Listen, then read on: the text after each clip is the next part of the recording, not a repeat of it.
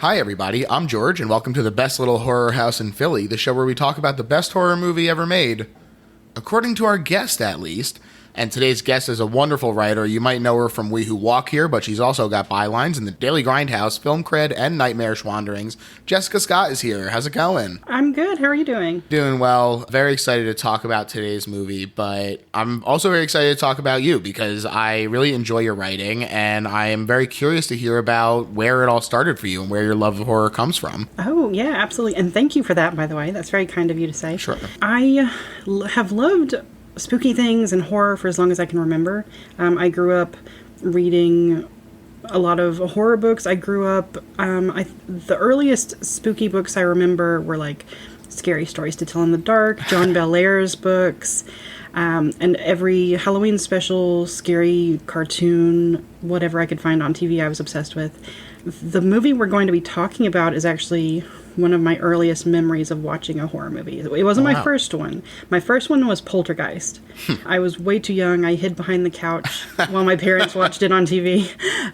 Was terrified. I had nightmares, but I loved it. I was obsessed with being scared. So, I got really into 50s creature features, haunted house movies. I was really into older movies. I loved the aesthetic of black and white horror, which again will lead us into the movie we're going to be talking about. Definitely.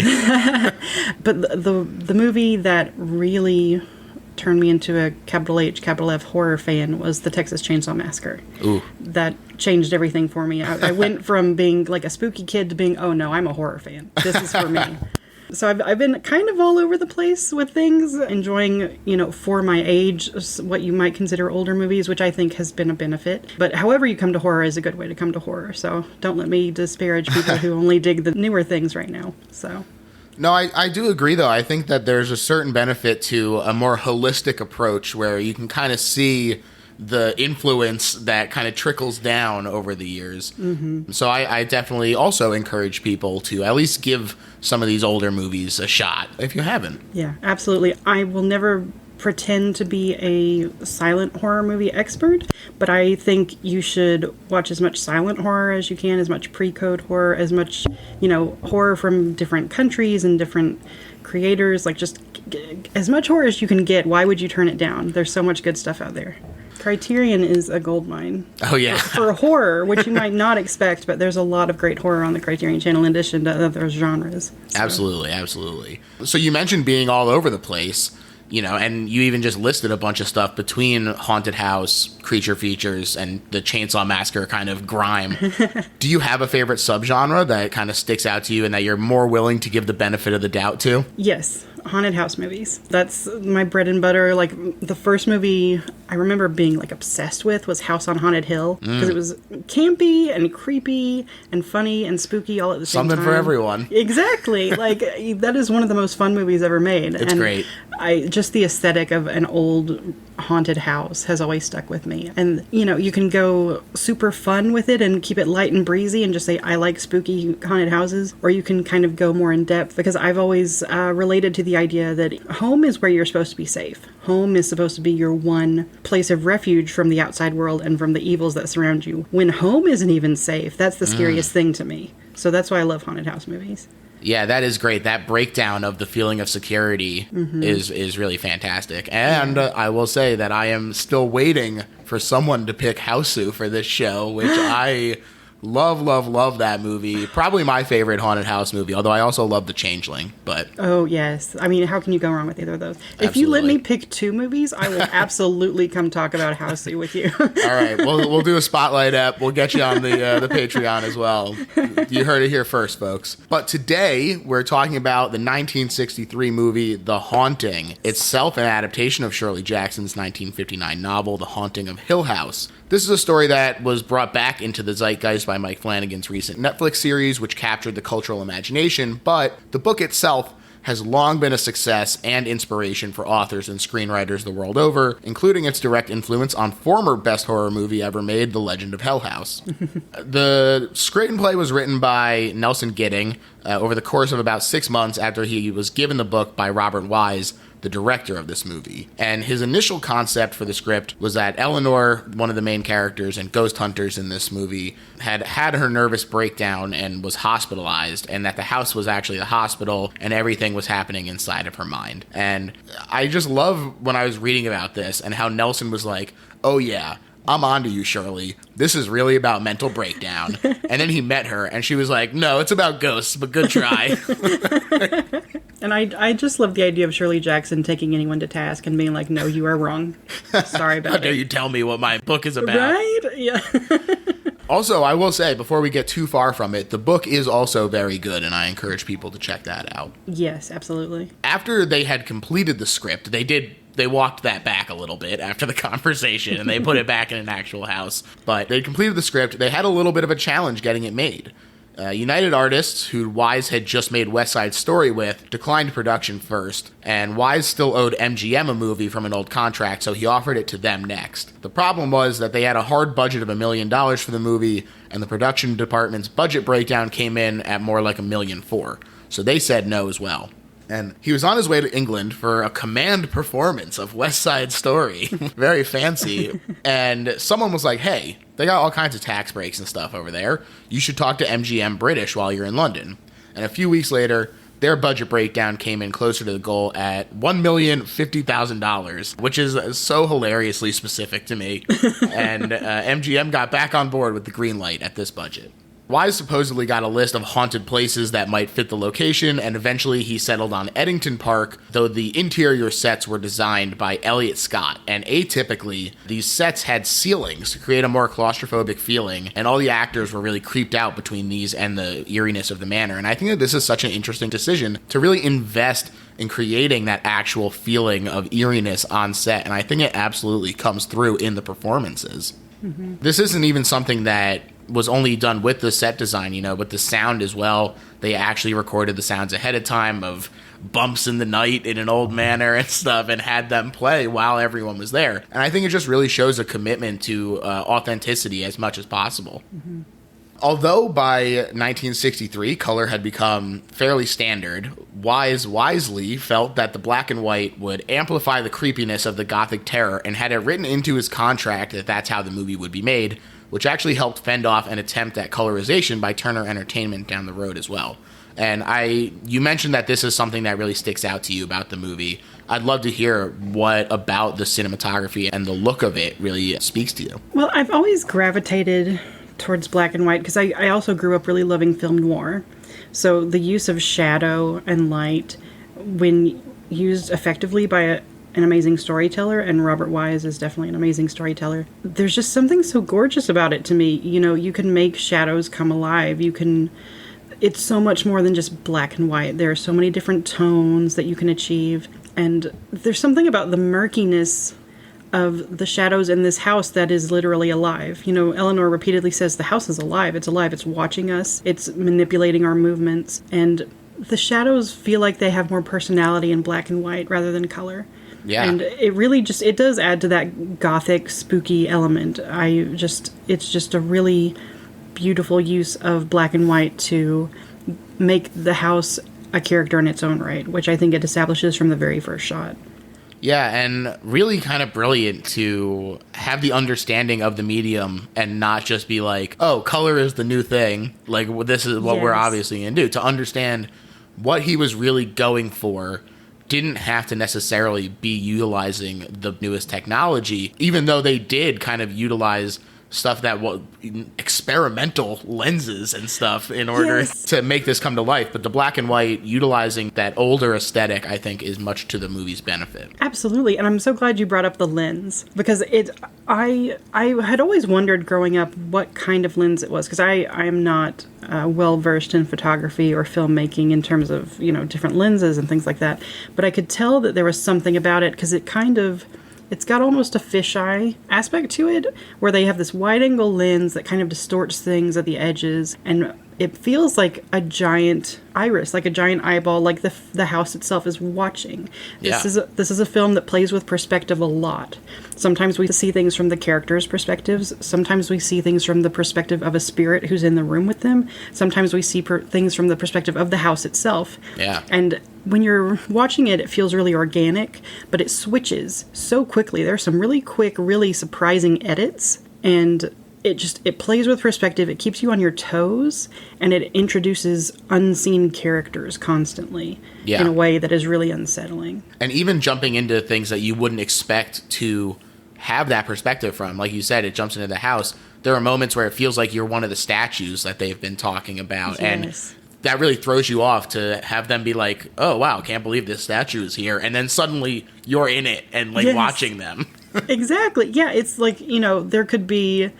The statues could be possessed. The statues could have their own individual spirits, and suddenly you're one of them. Exactly, yeah. And speaking of Flanagan, something I think his adaptation did really brilliantly was leaning harder into the idea that things in the house move when you're not looking. It makes it much more obvious, like some of the statues that, that famously brilliant long take. When they move away from a statue, the crew would run up and replace the statue, then they'd come back, which I think is so brilliant. Every time I watch The Haunting, the 63 version, I try to remind myself to pay attention to the objects in the house to see if that happens, but I'm so entertained and I'm so caught up in the story that I can never make myself do it. Yeah, those performances are too magnetic. Exactly, yeah. And even if they don't physically switch things out, the brilliance of the camera angles suggests it. This is a movie all about suggestion. Yeah. That's one reason that I chose it as my, this is the best horror movie ever made, because it does so much with so little. It's just sound design and camera movement, which minimalism to achieve one of the scariest movies I've ever seen. I think it's brilliant. It's just technically brilliant in every department. Totally. The cinematographer for The Haunting is Davis Bolton, and he and Wise decided that in order to do this, they were going to use this experimental lens, and they were going to warp the dimensions of space like hallways. And to this end, they reached out to Panavision about a wide-angle lens, and they were all like, all we have is this 40mm one. And he was like, well, what do you got in the back room? they finally admitted that they were working on a 30mm one, although I also saw a quote that said 28mm, so who can actually say what the real measurement is? But it wasn't ready, and he was like, come on. And so they loaned it to him as long as he signed off on a note acknowledging that he understood it had distortions in it and wasn't quite ready. But it looks absolutely fantastic. Mm-hmm. And in order to further increase the off-balance feelings that this lens was intended to create, they also made sure that the shot selection trended towards active. There's a lot of panning and tracking shots, plus a lot of low angles that really are effective as well. Some Dutch angles that really just keep you feeling off balance at all times. They chose actors more for experience and who they felt like would fit the part rather than look for box office trends. They also were forced to use a certain amount of British actors by virtue of filming there and claiming those tax credits. First of these is Richard Johnson as Dr. Merkway, head ghost hunter and the one who has leased the house. So charming in this movie. I think he's absolutely fantastic. And I love the transition from the narration to actually seeing him. I think it's so seamless, and they do such a great job of getting you accustomed to this guy without ever even being on screen. Yeah, the editing is really smart, and his narration is really smart. He clearly relishes telling this story. Like, he's very into it and very, the salacious details and the morbid details, he just really loves it, and you can tell he's enjoying it so much. And, the sound design between his narration and the echoey sound of Eleanor's internal monologue is really fascinating to me, too. Oh, yeah. Really, really great stuff. Mm-hmm. We also have Claire Bloom is another notable cast member playing bohemian lesbian and ESP possessor Theodora. The portrayal of a lesbian as being just like a normal, if tempestuous person is pretty ahead of its time, considering that it would be another 5 years before homosexuality got downgraded from a type of sociopathy to a mere sexual deviance in the DSM. So people weren't quite on board yet, and to their credit with the movie, Theo, as she goes by, is, she just feels like a person, if like very sarcastic and caustic at times, but who among us has not been that way, especially in a haunted house? Right. But yeah, at the time, they tended to be more villains and predators, and even then, more coded than the fairly explicit nature of her sexuality in the Mirror. which itself was censored of a cut scene at the very beginning where she yells at a speeding away woman and writes, "I hate you" on the mirror in lipstick, which lends a little play to later when they're like, "Are you married?" And she like pauses a moment before saying no. I just think that she just does such a spectacular job with this performance, and it's so great. She does. You can just watch Theo's face the entire time, and she is playing every moment, every bit of jealousy when there's a moment between Eleanor and Markway, or every haughty glance or glare or something. And her delivery on that no, like there's so much meaning loaded into that. The way she pauses and just kind of says no. Right. With that little up tilt in her voice. It's her line delivery, and just her face is fantastic. She's so good in this movie. For sure. And she, of course, has to play off of Eleanor, played by Julie Harris. Interestingly, this character has her own queerness downplayed, or at least shifted more into internalized homophobia in the movie compared to the book. In the book, she and Theo get very attached, and she even says that she's going to follow her to New York once this is all over. But in the movie, there's a layer of her like fearing this and lashing out at Theo in a very intense scene. Plus, her heterosexual attraction to Dr. Markway creates another source of tension in Theo's jealousy that keeps things very in flux and agitated in the house, which is, of course, what it preys on. Yeah, exactly. I do love that scene between them when she tells Theo that she's one of nature's mistakes, and Theo is so wounded, as anyone would be. It's a really remarkable moment, and I'm embarrassed to admit it. When I was a kid, all of that went over my head. I picked up on the tension, but I didn't know what was happening. And in hindsight, you're right. It's as explicit as they could possibly be at the time. Yeah. So it's really remarkable that, considering it was 63, that they, quote unquote, got away with that. And it adds such an interesting layer of tension to it. You're absolutely right that it is. I mean, that the way that she spits it out feels designed so forcibly to wound Theo. She knows exactly what she's saying and how much this is going to hurt her. Exactly. After the way that their relationship has grown. As far as the reception to the movie, people thought it was extremely scary, but not really anything to write home about beyond that. They praised the cinematography, but thought the plot was weak and opinions on the performances varied. It also didn't quite make its money back at the box office, coming in at another specific $1,020,000. Let's round it up and say it broke even. All right, I'm on board for that. I'm sure over the course of home video, it's made that back. Right. And it has, of course, grown in estimation over the years, including being considered the scariest horror movie ever by Marty Scorsese and Steven Spielberg, and the best horror movie ever made by us. So there you go. There you go. To get into the actual movie, though, it starts off with this great shot of the house itself. Very smart to open up with what is really the main character of the movie, even if you don't know it. Right. It looks sinister as all get out, thanks to some infrared film stock and filters on the lens that create a very striking black and white. And we hear the voiceover of Dr. Markway, though we don't know it's him yet, saying, "An evil old house, the kind some people call haunted, like an undiscovered country waiting to be explored. Hill House has stood for 90 years and might stand for 90 more. Silence lay steadily against the wood and stone of Hill House, and whatever walked there walked alone." It's really great. It's really eerie. The score rises as the title solidifies into place. I just love it. I think it's so spectacular of an intro. It is. I'm obsessed with the score. Making notes, it's so different when you're watching for a podcast and you're taking notes on things that you never consciously noticed before.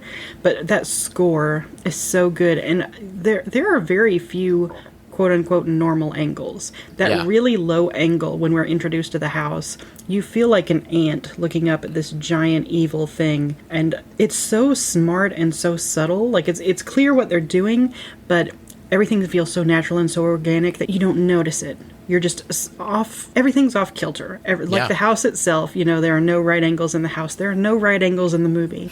And it just keeps you on your toes. It keeps you terrified the whole time. This movie still scares the hell out of me, honestly. And I don't know how many times I've seen it. Yeah, it's just so well done. Hill House itself was built by a wealthy religious zealot named Hugh Crane, and we get some narrated flashbacks to reveal the history of the house. His wife died when the horses bolted as soon as they arrived at the house, crashing the carriage into a tree. That tree will come back into play down the road. Pun kind of intended. His second wife fell down the stairs, backing away from something scary, although no one ever figured out what. And this whole time, everything in it looks absolutely incredible. There's some very soft and smooth dissolves, some really great shot selection, but wow, the second death, when it's just looking at the corpse at the bottom of the stairwell, is just chef's kiss. It is. That is an iconic moment for a reason. It is gorgeous. I mean, and you see her perspective as she tumbles down the stairs. The camera tumbles. I mean, not literally, but you know what I mean. Yeah. Your perspective tumbles, and then you see this shot. It's so shocking of this dead woman, and even her body is askew. Nothing is right. Nothing is natural. It's, oh God, it's so gorgeous. It really is. Cain himself drowned in England on a journey, and his daughter Abigail lived in the nursery for the rest of her life. The effect of her getting old is also fantastic. It looks like a morph, but it's actually just more soft dissolves, really skillfully done to make it look pretty seamless. The woman hired to take care of Abigail was busy smooching a farmhand when Abigail died, and though the companion inherited the house, she wound up hanging herself from the staircase in the library. First of all, spooky ass staircase to begin with, especially as a bigger guy. I'm like, you're not getting me up there. But second, her dropping down into frame, what a shock. Looks amazing. It's absolutely spectacular. And then finally, as the camera goes zooming down the stairs in this disorienting way, you're recovering from this shock when they hit you with this incredible technical camera movement that is so incredible. They had to literally make the handrail into a makeshift dolly track and just send it speeding down with wires. It's fantastic. Exactly. It feels like, every other shot in this movie is something that if you saw it in another film, you'd be like, wait, we have to go back and pause and watch this virtuosic shot again. But it's every other shot or every shot in the movie. Everything is just so well done. It's like if they weren't making such an entertaining film, you would think they're just showing off at this point because it's just amazing. It really is. It shows that Wise had built such a career up to this point that he's really operating kind of at the height of his powers, if you will. Yeah. And it really shows. I think it comes off, like you said, virtuosic. He's got full command of what's happening on screen. Yeah, I never think he gets enough credit, especially for being so skilled in so many different genres. Yeah, he's all over the place. He is. He has classics in almost every genre, and it's just, how is this one guy doing all these amazing movies? And a lot of times I think to make a good horror movie, you have to be in horror. Like, it's hard for someone who's not used to horror, doesn't know, quote unquote, the rules of horror, how it works. But if you're a student of film and you're a good storyteller, you're a good storyteller. And he just made, for the purposes of this podcast, the best horror movie ever made. It's just, it Sure. shocks me every time I look at his filmography. Even if I've got it memorized, I go back and look at it and think, there's no way one guy directed all these movies. What an achievement. But we finally see Markway discussing leasing Hill House from Miss Sanderson, who I like very much. Friendly but not taking any guff. Very small but fun character. Good job. We also hear that Markway will be bringing some research assistants, but not his wife, who does not approve of the experiments, and Luke, Miss Sanderson's nephew, who expects to inherit Hill House. He is played by Russ Tamblyn, and he also does a very good job. One of these assistants is Eleanor Lance, a.k.a. Nell, who has spent her entire life basically cooped up, taking care of her mother, who has been very ill, and she has, shall we say, a prickly relationship with her sister, in whose living room she currently resides. And this scene of them arguing and the passive-aggressive sniping back and forth as she demands the car to go on a vacation is really spectacular. It's funny to me that paranormal investigation is what she considers a vacation, but I think it does help to indicate how desperate she is to get away, that this potentially life-threatening thing is like, oh yeah, I can't wait, sign me up. Exactly, yeah. If I had to live with that sister who's constantly accusing me of my mother's murder, and her bratty daughter who plays this awful playground music on her little stereo all the time, I would go hunt ghosts too. I would be like, you sign me up for the house with blood dripping down the walls, even though that doesn't happen in this movie. But you know what I mean? Like, I that would be a vacation for me too. I'm with you. She sort of steals the car, although it's half hers, as she says many times. And she feels good about taking a step towards shelter and being a new person, standing up for herself, and being a little more demanding in a good way. It really feels like a triumphant moment for us as an audience. We're like, all right, I'm on board with this character. This is a great first step. I'm excited for her to have the wonders of the world opened up, and surely she will live a long and happy life. Yeah, to use a line from the book, she insists on her cup of stars, at least at first. Absolutely, she does. Dudley the caretaker ominously warns her about the house, and when Nell finally pulls up in front of it, is confronted with visceral feelings of being driven away and stared at by the house, which is also communicated in some great exterior close-ups, especially on the windows glaring down. Really just fantastic stuff. And I'm a big fan of Dudley and his wife as well, because they're right. They are correct to warn people away and do everything in their power to get people not to stay here. But we kind of hate them at first, especially him, because he's so rude and so condescending. But possibly my favorite moment in the whole movie is Mrs. Dudley, when she's showing them their rooms and warning them that no one will be around later in the dark, in the night. Ooh. That line, and the way she smiles the first time she says it. Oh my god. In the dark. In the night. It's so good. I also really like, though, the second time that she, they show that she does have a little bit of a sense of humor, too, when Eleanor, kind of quotes it back to her, and she's like, haha, you're right, yeah, but also in the dark, in the night. As Mrs. Dudley lets her up and into the house, though, Nell is extremely jumpy at her reflection, which appears several times, and the statues, which, to be fair, are very creepy, but this really sets up subconsciously how introspective this is going to be and how much we're going to have to sort of confront what's going on inside of Eleanor. Miss Dudley does warn her that they live miles away and no one will come if they need help. Very creepy, and this is a moment where the black and white accenting the shadows on her face, you see that and you're like, they're totally right about this looking better. How could it have been shot any other way? Exactly. In rolls Theo with her chic hair and clothing, a stark difference between her and Nell. Lots of little indicators of her skills here, between knowing that she goes by Nell, a comment on her relationship with her sister, and knowing about the new clothes as well. They get lost in the labyrinthine halls of Hill House, and Nell feels a presence and a chill on them both. Theo says the house is calling Nell and wants her. And it is interesting that Theo is the one who suggests this at first, especially since Eleanor, when she first arrives, feels so repulsed by the house and so repelled that when Theo says, oh, the house is calling you and wants you, this kind of plants the seed in her mind a little bit of, maybe that is the case. I've been waiting for something to happen my whole life. Clearly, this is what's been drawing me forward. Yeah, and Theo's character, she's so mercurial. Sometimes she pushes Nell closer to the house, and sometimes she acts like she wants to protect Nell from the house, but she's got a push and pull, just like her relationship with Nell, where it seems like she's attracted to her, then it seems like she really hates her. She seems to be wanting to protect Nell from danger, but at the same time push her towards it at certain moments. Yeah, it's really great. Nell backs up. She feels terrified, and she calls out for Theo, but suddenly the door swings open, and Dr. Markway is like, oh, weird, I just propped these open a few minutes ago. Anyway, welcome to Hill House. It's a very fun scene. They enter the purple room, which will serve as the command center, and he tells them about some of the oddities of the house, like a lack of right angles and the doors being off-center. Lots of fun little details about it. They meet Luke in the dining room, and Markway reveals that there were originally going to be 6 assistants, but one by one they dropped out. And he reveals also that he brought them here because of their history with the paranormal, although Nell denies her poltergeist experience. I think it's very interesting that she has so thoroughly repressed whatever happened to her that you can see that how this sort of became the habit.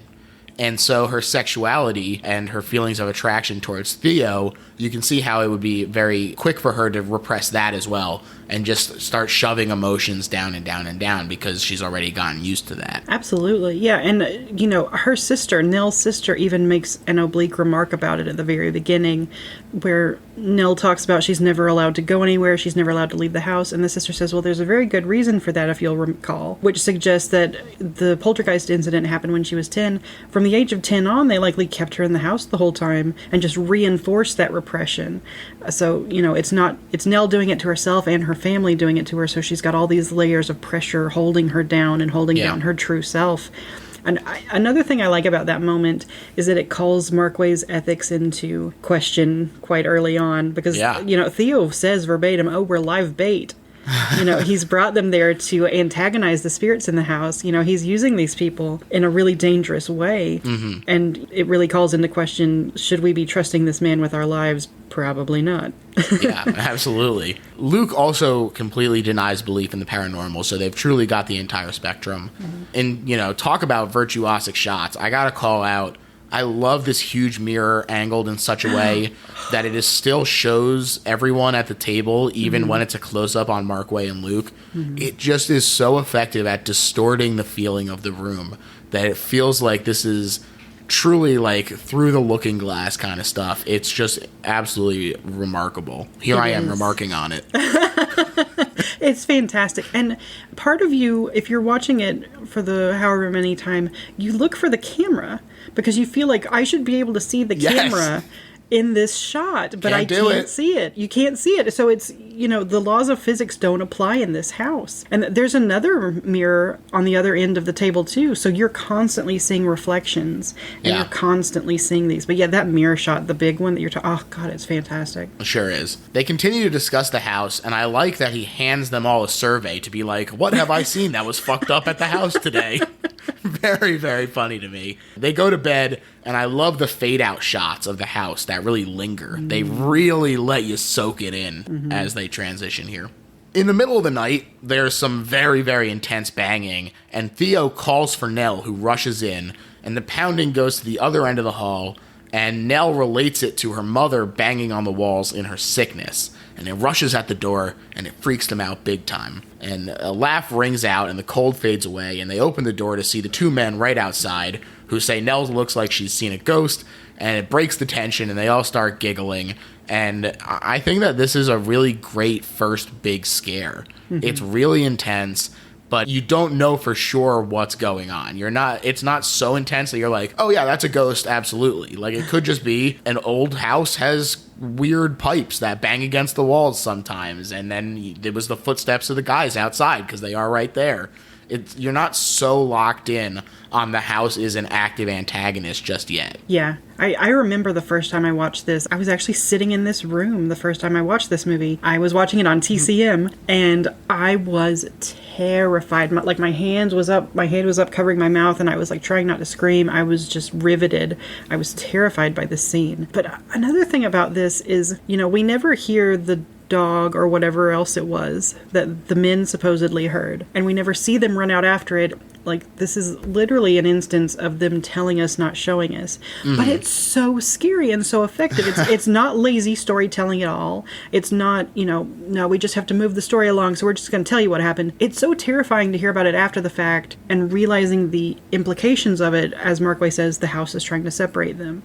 Mm. Like, I'm really fascinated by, everyone always says, show, don't tell. They do the reverse, and it's still brilliant. I'm fascinated by that. Especially because the explanation makes no sense. That was obviously not a dog. It was so huge that you're like, well, you're telling me something that is clearly unreliable. It's really well done. Mm-hmm. And just the idea of hearing something run past your door when you can't see it, when there's nothing actually there. I'm getting chills right now. Like, I've got a mirror in my room so I can see the door behind me. It could be a ghost. I'm checking the mirror right now because I'm like, oh, is the door going to open? Is something going to run past? Yeah. It gets you. It gets under your skin for sure. Mm-hmm. The next morning, while talking with Markway, Nell is discussing caring for her mother and how the only thing that kept her going was the knowledge that something extraordinary like Hill House would happen to her. Markway advises her, however, to consider not wasting her new lease on life there. Perhaps one of the best pieces of advice that he gave. He also reveals a bit about his own past and how he basically rebelled against his family into studying the dead and anthropology, and by virtue of that, he was like, it's very a quick hop, skip, and a jump over from studying dead civilizations to dead souls. And Nell is very charmed by him and flirts a little back and forth, and Theo sees it from the doorway. And is none too pleased. Absolutely not. Some writing appears in the main hall, something like chalk, that says, "Help, Eleanor, come home." Nell appropriately freaks out, I think. That is very scary. Yeah, very valid reaction to that. And Theo teases her, supposedly to make her mad instead of scared, although I don't know who's buying that. And she's far too eager to agree with Markway when he says, "Oh, she's just trying to keep you from being scared right now." The way she leaps on it, like, "Oh, that's exactly what I was doing." That is no, ma'am, absolutely not. But she leads Nell up to her room. Later that day, they're taking the tour. They take a gander at another creepy statue, discussing that it might be St. Francis curing the lepers, or a portrait of the family, or even a portrait of the group, which is also, very kind of spooky in that, like, echoes of the crimes of the past will, like, echo into the present day in a cool way. Mm-hmm. And Luke even says that the statue wasn't on the original inventory. It just appeared out of nowhere. And this thing weighs thousands of pounds. It is huge. Sure, it's a big one. I don't know how many times I watched the movie before I caught that bit about this statue has just appeared out of nowhere. Yeah, I mean, it's big enough that Luke is like, I'm going to break it up and sell each portion as, like, part of a headstone. So that gives you an idea of the size. Right. Eleanor is disconcerted by the comparisons of her to the companion that they have deemed the statue, who, quote-unquote, killed Abigail. She, there's some debate about her complicity, the level of it, but more or less she killed her. And she's also very flustered by Markway's charm. And so in an effort to regain some control of the situation, she yes-ands the dance suggestion, asking Hugh Crane to dance with her, and while she dances, the door flies open. Very creepy stuff. And again, sort of that presenting her to the house, she gets pushed into this by Theo, who is making fun of her. And in this effort to be like, no, I'm cool. Like, I know how to dance. She invites this reaction from the house in an awful way when you look back at it. Exactly. It's like she forced Nell into a debutante ball with a demon. She's like, and here's your bride, scrawl your name in the book in blood. All the cool kids are doing it. They definitely goad her into this. And Nell, being who Nell is easily swayed, easily moved by people thinking poorly of her, or in her mind thinking poorly of her. Nell is a really relatable character. Like, she never really learns to get what she wants until what she wants is basically her own death. And it's just, she's such a heartbreaking character, and it's so sad watching her try to fit in with these people and feel like she belongs and never quite getting there. Yeah, I totally agree. They go to the library, and Eleanor is freaked out again by a smell that reminds her of her mother, although nobody else notices, and so she skips the library while the rest go in. Luke is goofing around on the stairs when they start to shake, and he swiftly hops over the railing. This is another very cool effect. The collapsing staircase effect was designed by a metal worker at the studio there, and they tied portions of the steps and railings to a cable that was running inside the staircase, the central support column. So when they gave that some slack, the stairway just totally loosened up and became real floppy. These guys walking up this staircase is so scary to me. It's so frightening when it just starts coming loose, and especially when the support that goes into the wall starts coming out. Robert Wise himself had to walk up this staircase to be like, look, it's safe. Everyone can do it. But I still wouldn't believe you, Robert. Right? Only Russ Tamblyn can do it because he's such a skilled gymnast. Nobody else would even attempt it. Yeah. Eleanor is outside glaring at the house and thinking about the companion killing herself from the tower when suddenly Markway is grabbing her, stopping her from falling off the side of the veranda. It's interesting that this is a moment that almost recreates another kill when she winds up recreating one that I alluded to earlier, but which, if you don't remember, you can just look forward to later in the movie. So Markway wants to send her home, and she begs no.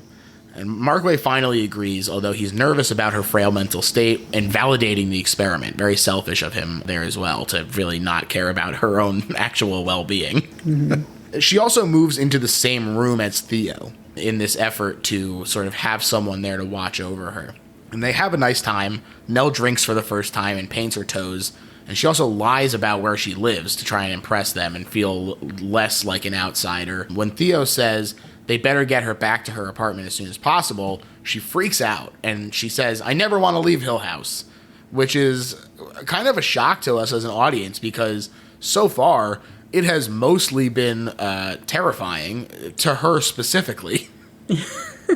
Yeah, but like you mentioned earlier, it just underscores how this is her only option. Mm-hmm. You know, she doesn't have anywhere else to go. She talks on the car ride over to Hill House. I wonder if all the homeless people feel like this. Yeah. You know, she doesn't have a home. She doesn't have anywhere else to go. She's making the best of a really, really, really bad situation by embracing this haunted house that is the only place that truly accepts her and wants her. Yeah.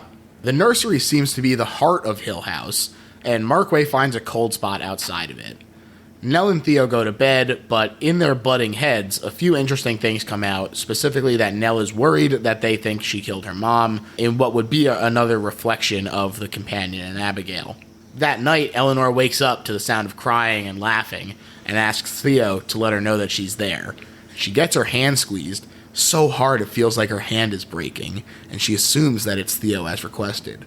But when Eleanor screams out and the light comes on, it was revealed that Eleanor has moved across the room and Theo is on the complete other side, and she has no idea who was holding her hand and squeezing so tightly. This is another moment that just had me, like, crawling out of my own skin with fear. And also, I don't think it's possible to talk too much about the sound design in this movie. The laughter in this film, that ghostly laughter, is so terrifying. It's not particularly distorted, like it's not like demonic sounding. It's just so eerie and so pitch perfect that it just sends chills up my spine every time I hear it. Yeah, this is a particularly effective scene. I think everything is really working well here. The performances are absolutely spectacular. It's an incredible scene in the book as well. Yeah, and this time around was the first time I noticed this. The beginning of that scene, the camera moves a lot before we even get to the wallpaper scare, because it adopts the perspective of someone standing at Eleanor's window and then turning their head to look at the wallpaper while the women are on either side. Like it's like a spirit inside the room, like we're looking through the ghost's eyes, essentially. And it's something I've never noticed before. I pick up new details in this movie every time I watch it because there's so much going on with the camera movement. For sure there is.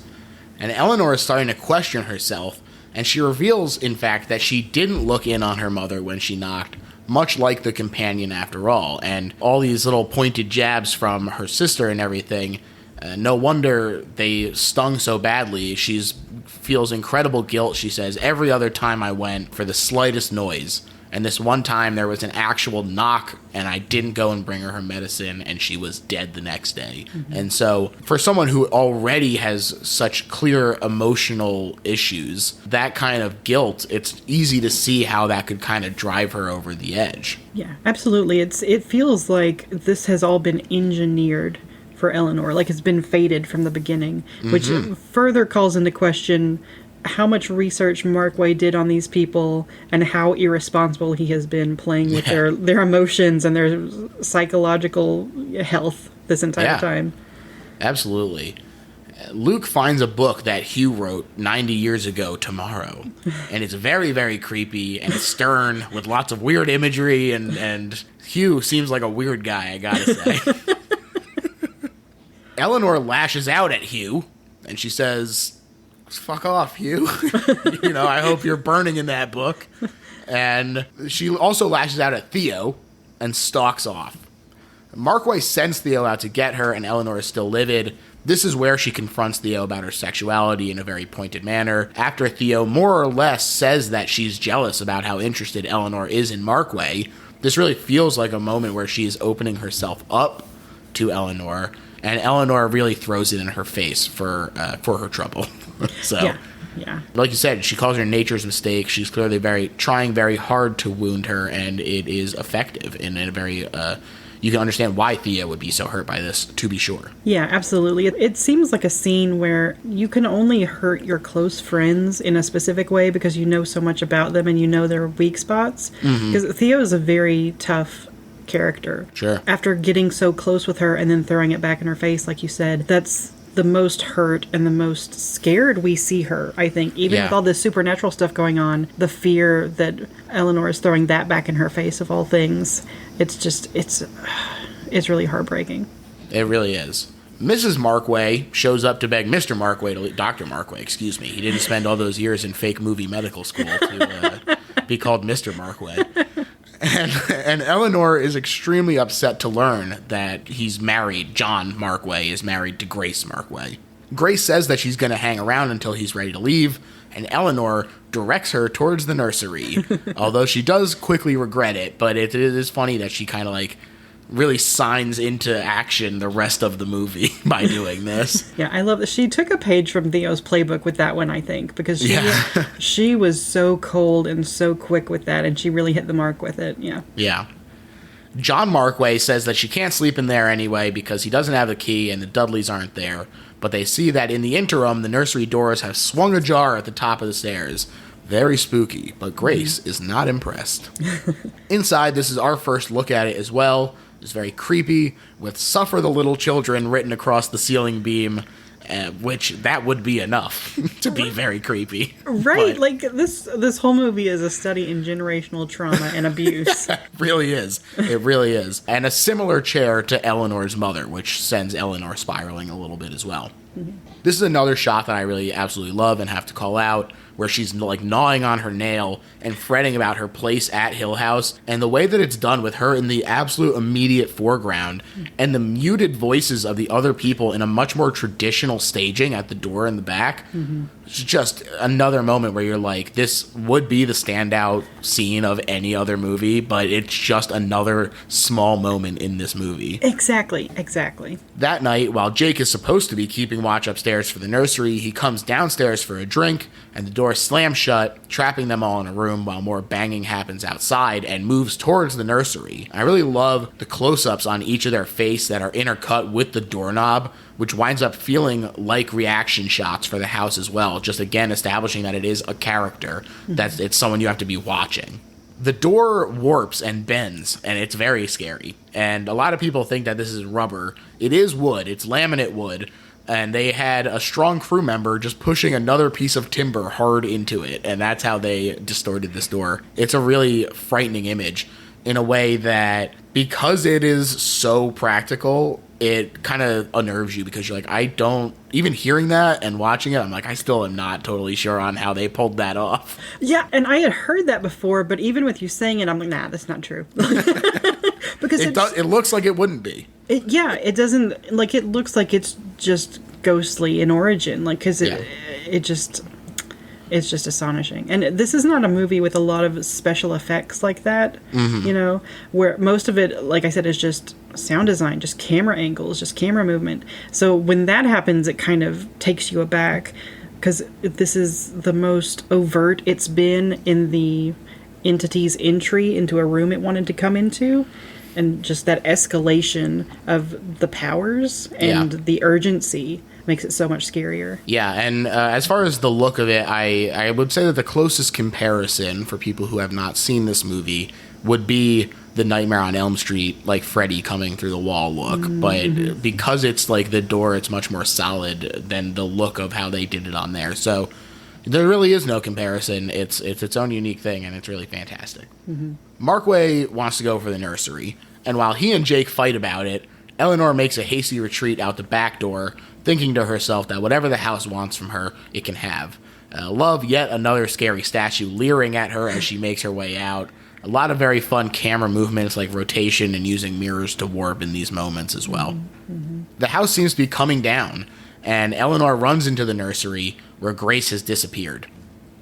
As the rest of the group arrive and get to searching, Eleanor feels that she is continuing to vanish into the house, and she heads for the statue that they compared to Hugh Crane. She says, "We killed her, you and I," and dances around it again, saying that she's going to stay and not be alone or afraid anymore. Wow, what a moment of just sheer terror for her to really be like throwing herself headlong into this. Yeah, and she's saying, the house is coming down around me. Like, she gets wrapped up in curtains, and it's like tendrils of the house are reaching out to her, and she's finally just giving in. Like she's given in to other outside forces her entire life. She's like, these are outside forces that want me around. And these are the ones that I'm going to succumb to. Like, it's so Had to sad, happen eventually, she but says. it's so scary. Exactly. It's just, from the beginning, it's felt so inevitable with Eleanor. Yep. The group finally realizes that she's missing too. She heads for the library, and the camera climbs the stairs. Really great looking shot. She climbs as well, and the stairs start to shake again, but she waits it out, unlike Luke, and continues her ascent. And I think that is, again, very demonstrative of sort of the difference in their opinions of what's going on and her sensitivity to the house, and that he is so closed off that as soon as it starts to happen, he jumps off, and she instead embraces it, getting down more onto the stairs and kind of letting it just wash over her. Yeah, absolutely. She waits it out, continues her ascent, and the group shows up and begs her to come down. But she keeps on keeping on, and the doctor goes on up after her, despite their warnings that it will collapse, and the frame is pulling out the wall, as we see. This is another moment where you're like, this guy just doesn't think. Like, it seems like it's a good idea, but adding another person to the stairs is like the worst possible idea that he could have. But she makes it up, and somehow Markway makes it up too, although things look tenuous for him. He reaches out to her, and she leans over the edge, but as she looks, he grabs her, and she seems to sort of snap out of it a little bit. As they start to leave, though, Eleanor sees Grace in the trapdoor up there, looking absolutely wild. What a great surprise. I remember being so startled by that the first time I saw this movie. That is such a good jump scare. I don't think it gets mentioned often enough when people talk about great jump scares. It is, especially in such a quiet, subtle haunted house movie where you aren't expecting it, you know. I was going to say you're never expecting jump scares, but let's be honest, a lot of times you are expecting jump scares. But not in this case. Not in this case. It just comes out of nowhere, and it's so shocking and so terrifying. Right. It's not as telegraphed as a lot of movies would, especially in a movie like this where the score has been so important and visceral. For it to not telegraph it with the score is really, I think, a smart move. Exactly. You've got this dreamy, almost lullaby as she's going up the stairs, and it just kind of, you're calm, and you're like, okay. And this is, I can't think of any examples off the top of my head, but I feel like this move has been copied, you know, ad nauseum by so many movies. Sure. Wreck. Feels like Wreck a little bit. Yeah, for sure. Yeah. Luke and Nell, Eleanor faints. I jumped ahead a little bit. Eleanor faints, and when she awakes, Markway wants to send her home. And she confesses that she made it up and she doesn't have a home. And it's not fair that Grace is the one taking her place and that she's the one that the house really wants. And we get some more really great reaction shots of the house just kind of looming there and feeling like it's not sated. This is not over yet. You know, it's going to keep pulling her until the levee breaks. Now Luke and Nell go to drive off. They have finally pushed them away, and Theo and Markway both wish her well. But when Luke gets out to get the gate key, she says, "They're fools! They can't make me leave!"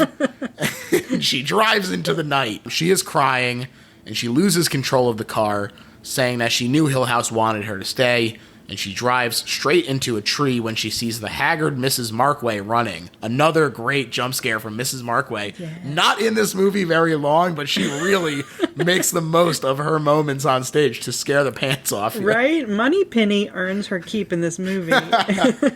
Sure does. Dr. Markway finds Eleanor's corpse, now part of Hill House, forever. Grace emerges, saying that she didn't want to do it, but the house got her lost. Luke says Eleanor aimed at the tree, and they all say, "Damn, I guess Hell House really did do that." And resigned, they go to call the cops and head home as Luke says that it should be burned down and salted. The end. Grim. The house just wins. They're just like, well, I guess we're done here. Yeah, and Eleanor's ghostly narration is like, it might stand another 90 more. Like, basically, try it. Try and burn me down. You know, something will happen to everyone who tries to hurt this house. It's so grim and so depressing and so good. Absolutely it is. And now, Jess, we've reached the point of the episode where we sum up why it's not just so good, but is in fact the best horror movie ever made. And I'm going to let you start us off. Okay. Well, several reasons. Number one, I really do think this is the scariest movie I've ever seen. And not all horror has to be scary in the, you know, hide under your covers or jump out of your seat way. But if you want to say the best horror movie is determined by what the scariest horror movie is, The Haunting wins. This is a terrifying movie. Watch it, if you've never seen it before, go back in time and don't listen to this and experience it all for yourself for the first time, then come back and listen to this. But, Yeah. Watch it alone with the lights off. Let your imagination take over. Let the shadows in your room whisper to you. Let the bumps that you hear as your house or apartment settles convince you that there's something outside your door. Like, this is a terrifying movie. Mm-hmm. So just on that criterion alone, I think it earns the title as best horror movie ever because it's the scariest one to me. But also, we've talked about Robert Wise's mastery of everything. It manages to be the scariest movie I've ever seen using primarily just a few laughs and a few bumps on a soundtrack and really well done, really interesting camera angles. It accomplishes so much with relatively little. It doesn't have a lot of special effects. It's not really, there's no blood. There's 2 small jump scares. It's so subtle and so smart and so ingenious and so beautiful, but it's terrifying, and it tells this really rich story that you get something new from every time you watch it. I can't talk enough about the sound design and the camera work in this movie. I just think it's brilliantly done, and I've never seen anything that topped it in terms of making the house its own character, making the movie an extension of the house where the camera angles are off kilter, the sounds are off kilter. Sometimes you are the house, sometimes you're inside the house. It plays with perspective in such a genius way. So these are my arguments for why it's the best horror movie ever. Absolutely. I totally agree. To me, this is the best horror movie ever made because it is so interesting. Not only are there plenty of incredible performances and interesting themes that are ahead of their time to dig into, but as you say, Robert Wise's work in this movie and the cinematographer, that together they really create something special. And that doesn't even discuss the sound design, which is so effective and so integral to creating that atmosphere that just seeps out of every pore of this movie. Mm-hmm. And like we said, there are so many moments in this where it could be the best shot of any other movie. And there's so many candidates for that in this that it's impossible to choose. And it is very frightening with so implicit of a scare. Mm-hmm. There is so little that is actually put on screen to scare you, but through the atmosphere and through the way that the camera work is shot, it does genuinely scare you. And look, if you think that you know more about film than Marty Scorsese and Steven Spielberg, well, let's just say I doubt it. I know I don't. Yeah. And I think that they're absolutely on the money when they say that this is the scariest movie ever made because it's really frightening. You have this nervous breakdown that's happening and keeping you guessing about, is this even really happening? How much of it is just her? Mark Way talks about if even one thing is a hallucination, it kind of invalidates this whole thing. Mm-hmm. And the whole time we're like, well, what if this is just a hallucination? She's been through so much already that this could just be one last gasp of her brain trying to just do something, have something for her to latch onto, some explanation for the trauma that she's gone through all her life and the pushing away that she feels. And it's just fantastic, folks. This is, I think, one of the best examples of an entryway to older horror, I think. Absolutely. And that's a big reason for why this is the best horror movie ever made. Yeah, I'd agree. It's a nice bridge between modern horror and older horror because, like we said, you can see influences from this movie in later films. And we talked a bit earlier about people who might think, oh, older movies are boring, black and white movies are boring. Please watch this movie and try to tell me it's boring. It is so scary. It's so interesting. The character dynamics are fascinating. Even if you divorce the supernatural element, the character dynamics are fascinating between all these people. And God, sometimes it's really funny, and sometimes, I mean, the whole thing is very scary, but there are a few moments where it's legitimately funny. And I'm not trying to argue that every horror movie has to have comic relief in it, because I don't believe that's true. But it's just so organic. There's not a second in this movie that ever bores me, and I can't tell you how many times I've seen it at this point. It still scares me. It still surprises me. And, you notice so many new things every time you watch it. Like I mentioned, the angle in the wallpaper scene that I had never noticed before, because every single shot is like another director's highlight reel. Yeah. And, with Robert Wise, it's like, no, this is just me. This is me on a Tuesday. It's astonishing. You can get lost in just one shot with the production design and the cinematography. And God, it's so sumptuous. It's so beautiful. I'm obviously I picked it for the episode, but I'm just obsessed with this movie. I mean, the name of my blog is We Who Walk Here. My handle on social media is We Who Walk Here. There's a reason I am so obsessed with this story and with this movie. Yeah. I think that sums it up, folks. Best horror movie ever made. We did it.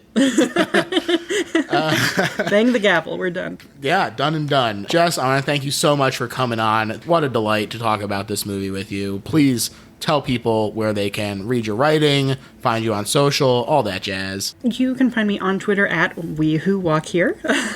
I've got a blog called We Who Walk Here. I write at a lot of different places you've already mentioned. I've got my portfolio, and I share all my articles and everything on Twitter. So at We Who Walk Here, come say hi to me and come agree with me that this is the best horror movie ever made. Yeah, sound off, The Haunting fans. Tell us how great it is. Yeah, as far as my plugs, you can find me on Twitter at LittleHorrorPHL. You can check out the Patreon, where soon you will hear Jess and I talking about Hausu, clearly. Yes. Along with many other episodes about things like EC Comics and Freaky Friday 2003. So all kinds of great stuff that you can listen to over there. And rate and review if you're enjoying the show. It really helps out and gets it in front of more people. And that's what we all want, isn't it? So do that, please. Thanks again, Jess. This was a lot of fun. And bye, everyone.